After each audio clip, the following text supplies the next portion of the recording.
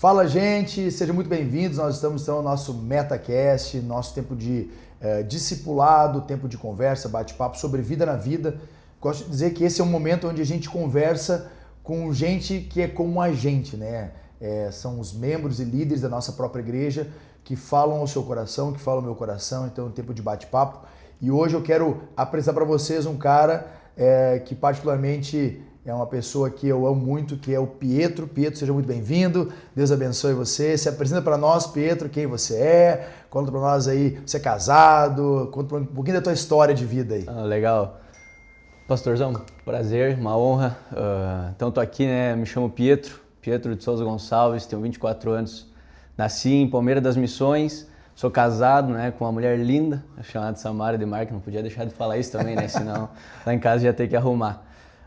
E sim, sirvo aqui na casa fazem 5 anos e meio já, né, que a gente está aqui junto, servindo.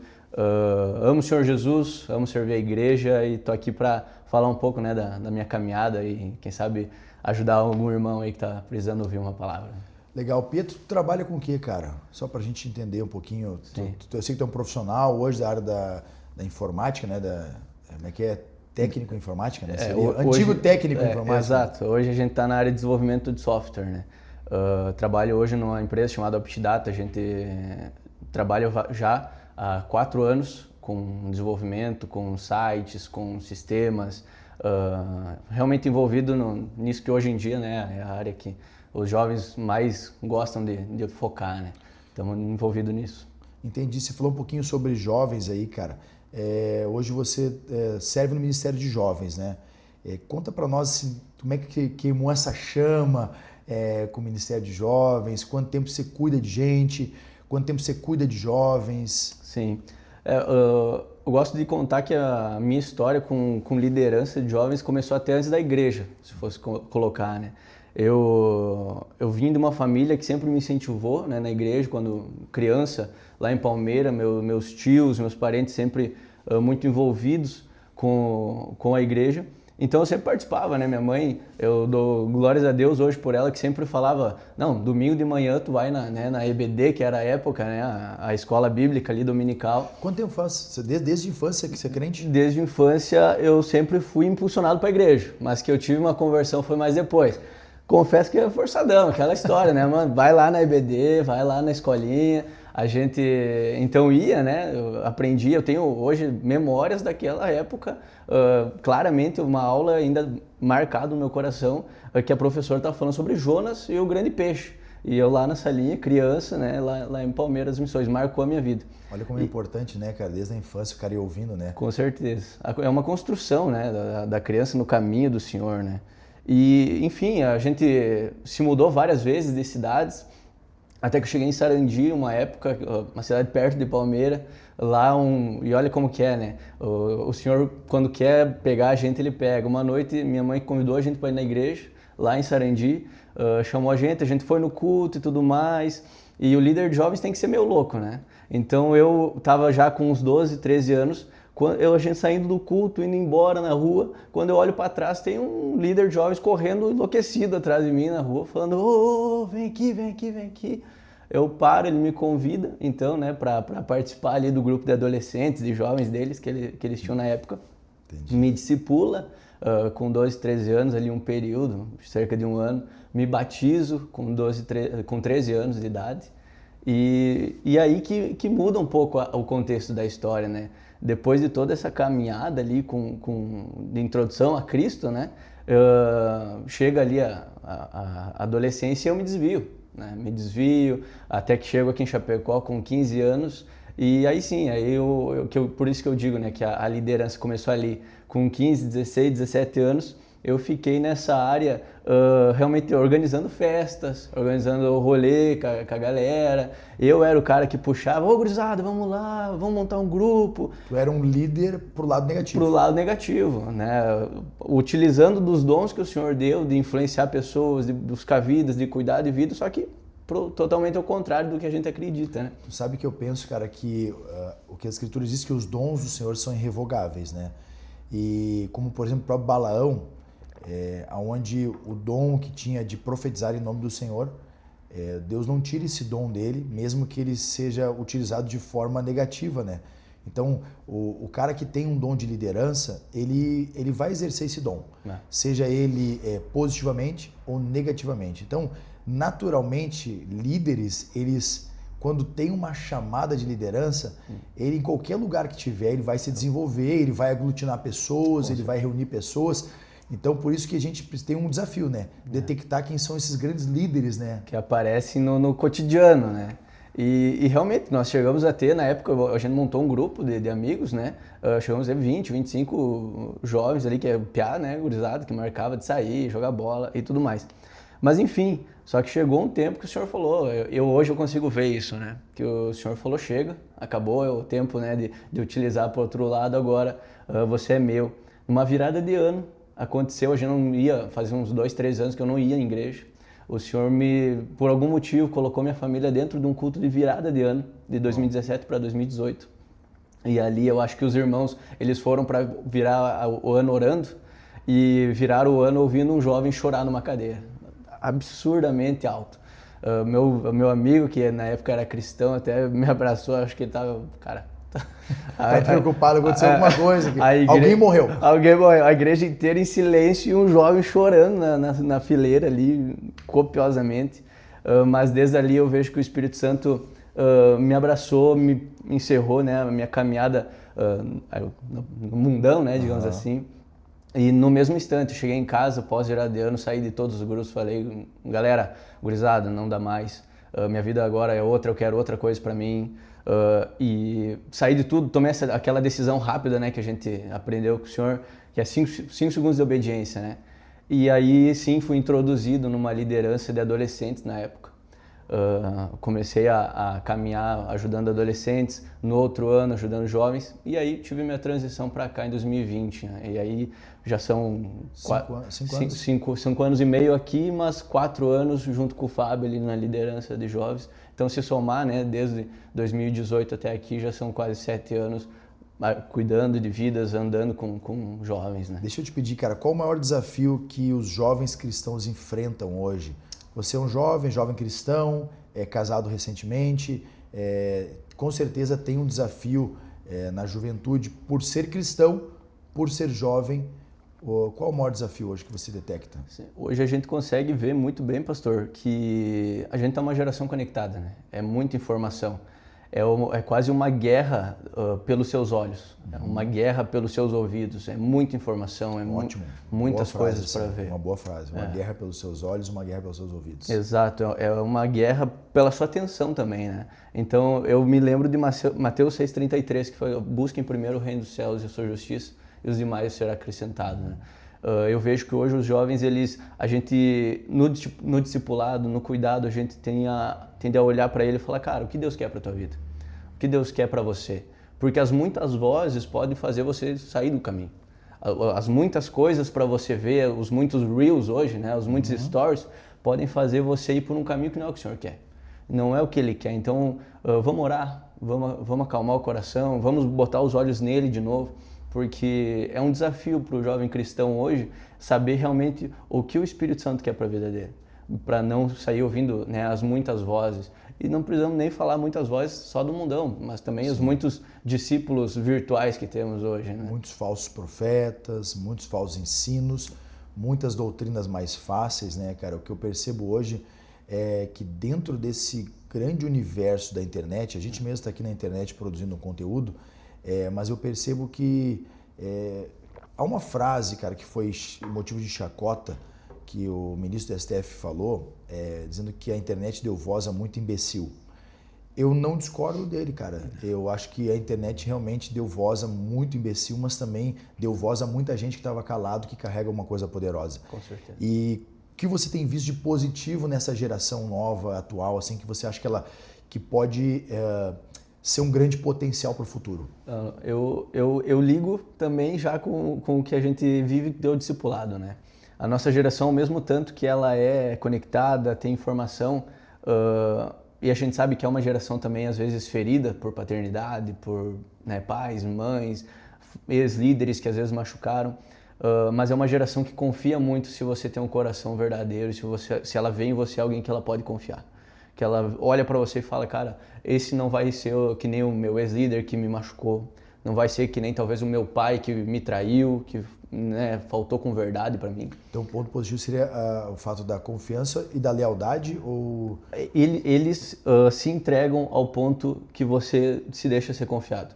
Se você é uma pessoa confiável, com certeza, a entrega, o queimar, o tamo junto, vamos caminhar junto, vamos correr nessa missão junto, é consequência também da confiança que eles têm.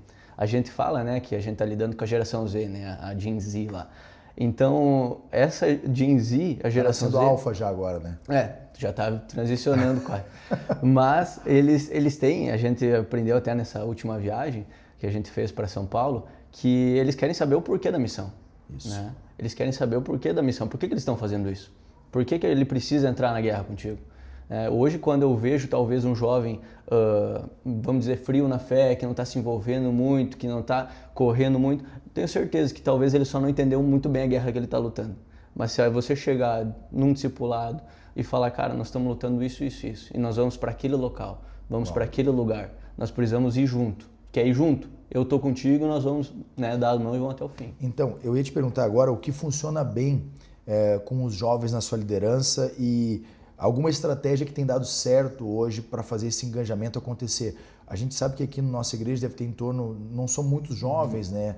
E eu também não gosto desse discurso de que a igreja é jovem. Sim. Eu acho que a igreja não é a igreja jovem, a igreja é eterna, porque a igreja não tem uma faixa etária, ela tem uma eternidade, porém ela tem muitas faixas etárias aqui dentro que somam forças pela eternidade. Então, por consequência, nós temos um kids, um teens, jovens casais, pessoas mais velhas, mas na juventude, qual a estratégia tem dado certo para fazer esse engajamento? Hoje são mais de 70 jovens aí que vêm todo final de semana ouvindo a mensagem, sendo transformado.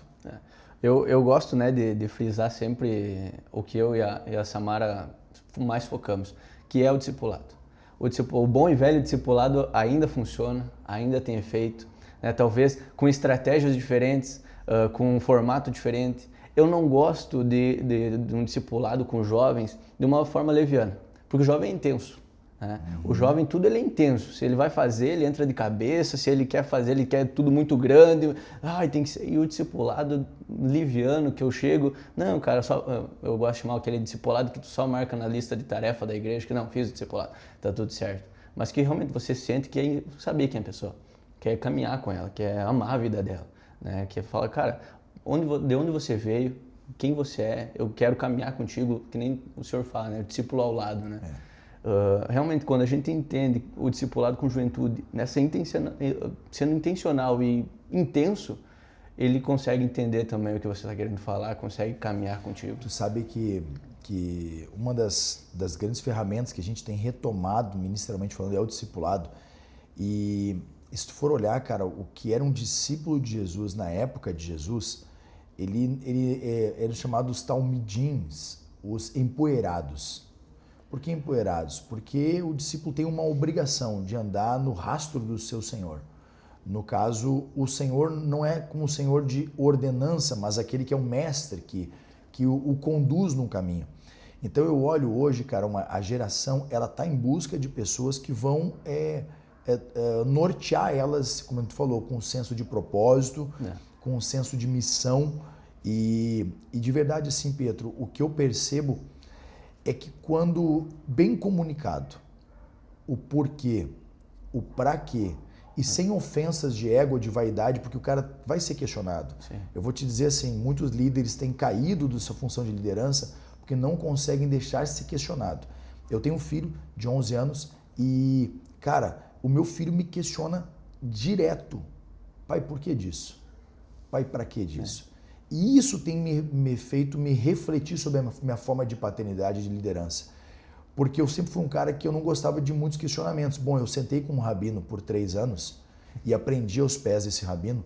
E dentro da escola de rabinato, você não é liberado para fazer questionamentos no sentido de eu não concordo. Tu é liberado para fazer questionamentos e se a pergunta for boa, é respondida. Se a pergunta for ruim, você literalmente fica no vácuo. Então, por exemplo, se a gente estivesse conversando aqui e tu fizesse uma pergunta para mim que eu considerasse ela uma pergunta idiota, eu ia seguir conversando como se você não tivesse falado comigo. Ia ignorar completamente a Total, dúvida. cara, total. É a coisa mais constrangedora de todas, mas te faz pensar coerente. Sim. Então, hoje, quando eu vejo meu filho fazendo perguntas para mim, eu fico estimulando ele com respostas. Sim. E eu acho que Deus é um Deus de perguntas, né? Ele pergunta para Adão onde estás. Ele pergunta para Moisés o que tem em tuas mãos.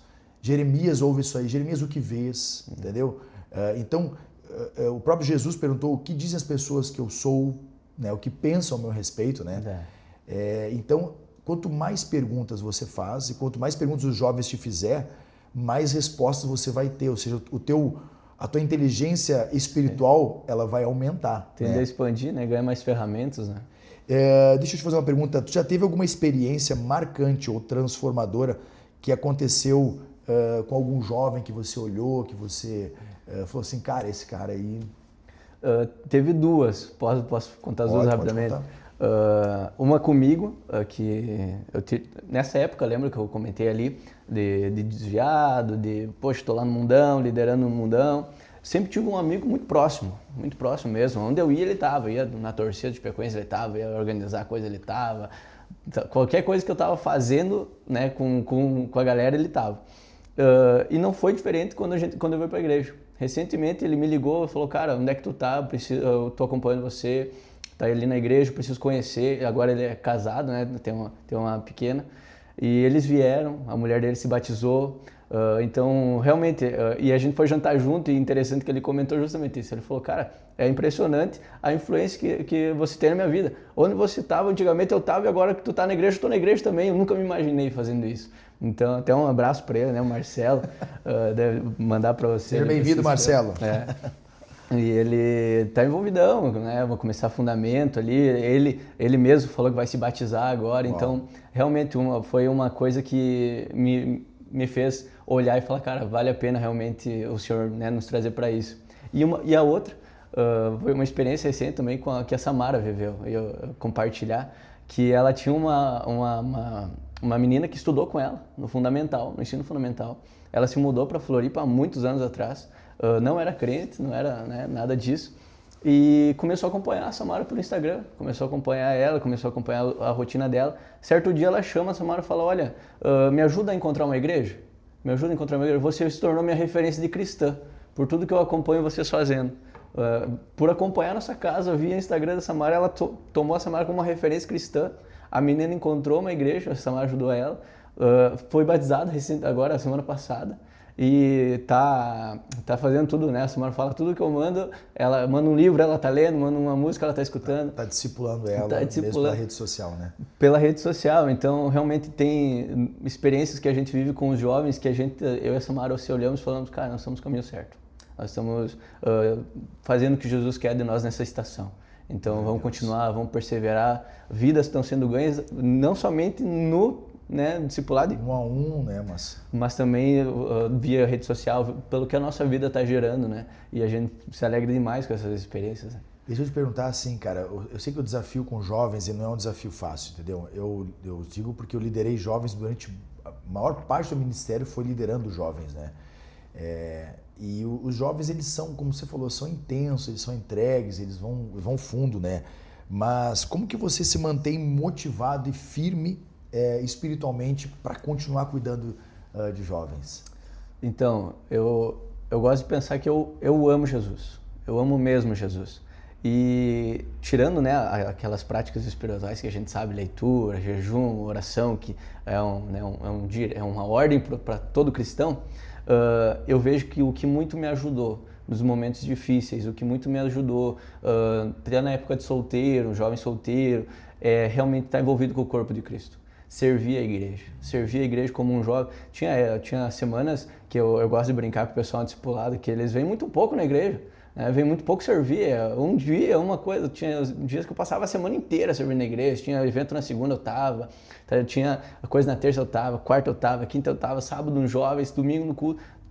Todo dia eu arrumava alguma coisa para fazer com a galera da igreja. GC, servir, tem culto de casais, vamos lá servir no culto de casais, os casais. A gente brinca que não faltou ministério para estar servindo. Se não servimos, é porque não deu, né? Limpeza, estacionamento, onde tinha, a gente estava botando o nome. E eu gosto disso. Eu fui muitas vezes, nos dias difíceis, fortalecido, talvez, né, um exemplo, num culto de casais que eu vim servir lá na transmissão, no telão, e foi liberada uma palavra e pegou meu coração ali, naquele ambiente. Totalmente, talvez, não era o culto de jovens, não era. Claro, muitas vezes também no culto de jovens, obviamente, mas o estar envolvido com o corpo, estar junto com pessoas que amam Jesus, estar servindo a igreja, me fez muitas vezes me impulsionar e ainda me faz impulsionar. Hoje eu não consigo, eu e a Samara, quando a gente fica muito tempo em casa, tem alguma coisa estranha, né? Por mais que a gente tenha o nosso dia ali, eu e ela, né? Mas a gente sempre está envolvido. A gente está no casamento coletivo agora, né? Tu sabe que eu tenho uma frase que há muitos anos eu falo ela, que todo lugar em que Deus está falando, eu quero estar ouvindo. Oh, glória a Deus. Todo lugar em que Deus está falando, eu quero estar ouvindo. Isso desde que eu me converti, Pietro. Eu tinha 21 anos, cara, e quando precisava servir, como você, independe do lugar, cara, depende do departamento, do ministério, na época eles falam de redes de casais, redes de jovens, nomenclaturas, né? Eu estava envolvido em todos, cara, e eu sempre tive isso comigo, essa premissa, onde Deus está falando, eu quero estar ouvindo. E isso, cara, tem sido até hoje, assim, tempos, acredito eu que o autor aos Hebreus, ele dá uma boa perspectiva para nós, ele fala assim, que nós devemos imitar a fé e o caminho, né, e a postura e as atitudes daqueles que pela paciência herdam as promessas, né? É como se a gente tivesse sendo essa testemunha ocular de alguém que está vivendo algo extraordinário e aí eu estou imitando a fé do cara, eu estou andando nesse mesmo passo dele, né? Então eu também vou viver as mesmas promessas que ele, né? Até tem eu compartilho, né, com os guris nos discipulados, falo, cara, estejam envolvidos, estejam lá no meio da igreja. Eu pergunto para eles, vocês querem ver um derramado Espírito? Vocês querem viver um derramado Espírito? Estejam em tudo. Vocês nunca sabem quando vai acontecer. Boa. Vai que quando vocês não estejam, aconteça. Né? Deixa eu te fazer uma última pergunta, assim, antes de nós passar para a parte final. Qual conselho você daria para os jovens que querem fazer a diferença hoje? Tem algum conselho específico, assim, cara? Ó, o cara está te ouvindo agora, de repente tem algum jovem ouvindo esse podcast, vai pensar, cara, qual parte prática que eu vou extrair de hoje? Eu gosto de pensar que eu não consigo conceber uma vida que foi feita só para trabalhar. O que você é? Eu sou engenheiro. E o que tu faz? Engenharia. E eu acordo de manhã, vou trabalhar, trabalho o dia inteiro, chego em casa, estudo para trabalhar, durmo para trabalhar, vivo para trabalhar. Claro que a nossa vida, né, nós precisamos trabalhar. Trabalho dignifica, né? Dignifica o homem, não é errado. Mas eu não consigo conceber uma vida, e ainda mais um jovem, que vive somente para isso. Eu creio numa vida que tem um propósito, que tem algo a mais. Se eu perguntar para um jovem, quem você é? É decepcionante o cara falar, não, eu sou isso aqui no meu trabalho e só. Não, o que tu faz, aonde tu vai, de que vidas tu cuida, quantos livros você já leu, o que você está fazendo, onde você está servindo, qual o propósito que tu está fazendo no corpo, o que você está fazendo de algo a mais. Né? Então eu não consigo ver Jesus criando nós e pensando, não, ele vai ser só isso.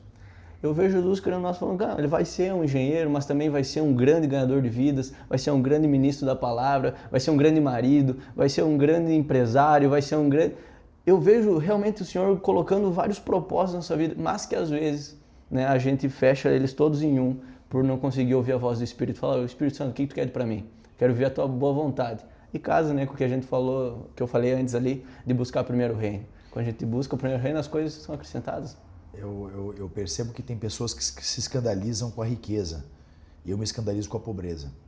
Porque a pobreza, cara, ela é literalmente uma escassez a tal forma que o cara só consegue se ver de um jeito, fazendo a mesma coisa e sendo a mesma coisa a vida inteira. E isso é pobreza, mano. Pobreza não é ausência de recurso, é você fazer pouco com a quantidade de recursos que Deus te deu.